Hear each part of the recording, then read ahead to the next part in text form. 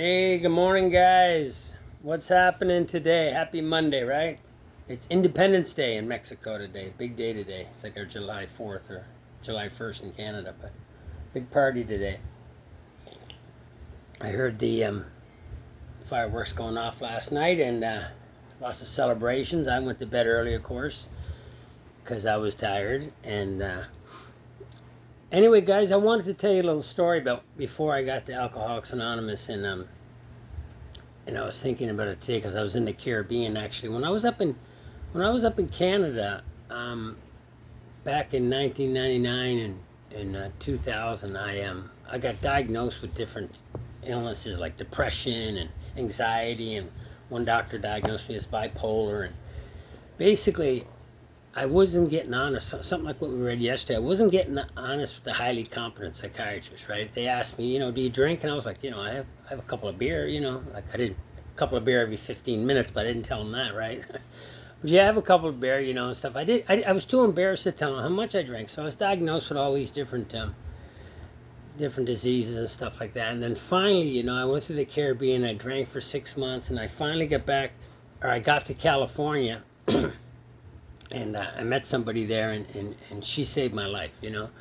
Um, my ex-wife, the mother of my son, and she basically saved my life. And she took me to a doctor, and after I had overdosed, I had overdosed on all the psych medication and vodka, right?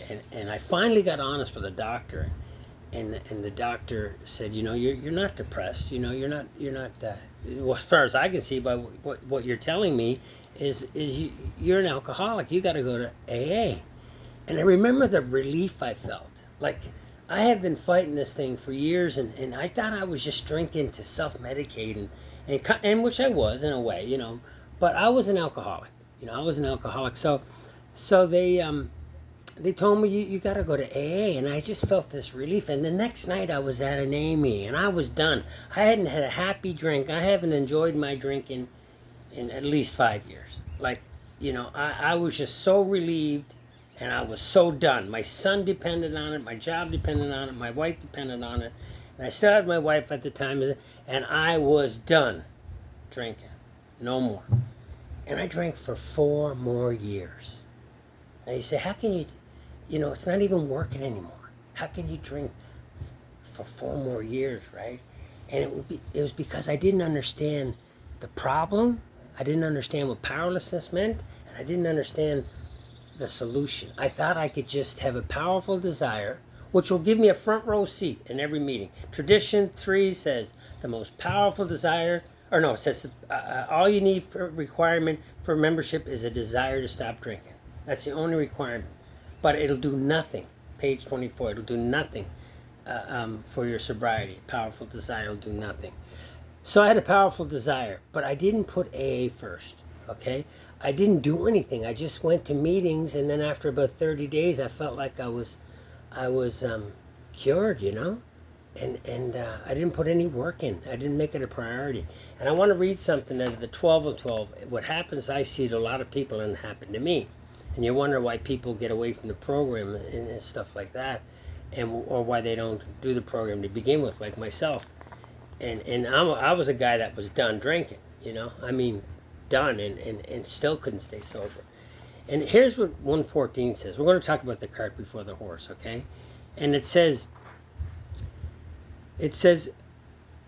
also, like others, we often discover a greater challenge in the lesser and more continuous problems of life. Our answer is in still more spiritual development. There you go again, spiritual development. Only by this means can we improve our chances for really happy and useful living, okay? And we grow spiritually. As we grow spiritually, we find that our old attitudes towards our instincts, okay, that's the sex, the social, and the security instincts, right? Our old attitudes,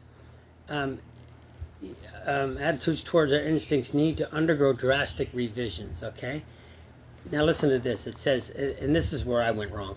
It says, our desires for emotional security and wealth, for personal prestige and power, for romance and for family satisfactions. I was putting my son first. I was putting my job before the meetings and before helping people. All these have to be tempered and redirected. It says, We have learned that the satisfaction of instincts cannot be the sole end and aim of our lives.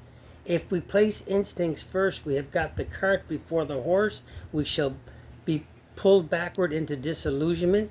But when we are willing to place spiritual growth first, that's the program, right? Then and only then do we have a real chance. You know, then and only then do we have a real chance.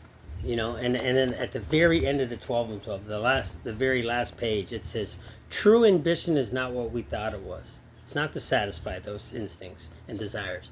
True ambition is a deep desire to live usefully and walk humbly under the grace of God. So what was my problem? My problem was I would be putting the job first. I would be putting my son. I got to get this stuff straightened out first, you know, before I can make a priority. And I ended up losing my son. I ended up losing that job. I ended up losing my wife because I was putting them first. And anything I put in front of AA, I had lost everything. You know, I had the cart before the horse, and that was a big mistake. Looking back now, I realized, you know, there's an old saying, and it says, ego says, when everything falls into place, I'll find peace. And spirit says, if you find your peace, everything will fall into place. And I was trying to fix my life first before I was trying to fix myself. You know, I was trying to fix my son first and get custody of my son first before I fix myself, like the airplane, right? It says put the mask on yourself. Put the mask on yourself first, then on your child. I wasn't doing that. I was putting the mask on my child first, and I was suffocating. And I had no chance. So I had the cart before the horse, you know. So we have to put the program first. We have to put spiritual development first. We got to put helping others first and the steps first, and we got to put the principles first, and we got to show up for other people, and we got to work these steps and get a sponsor and reach out to other people. We put that first, and everything else just seems to fall into place. That's in my experience. I did it the wrong way, and I did it the right way. You know, I learned the hard way. You know, so hopefully that helps you. That page is in 12 and 12 on 114. Real powerful page. You know, cart before the horse. And I'll talk to you guys later. Have a great day, everybody. Love y'all.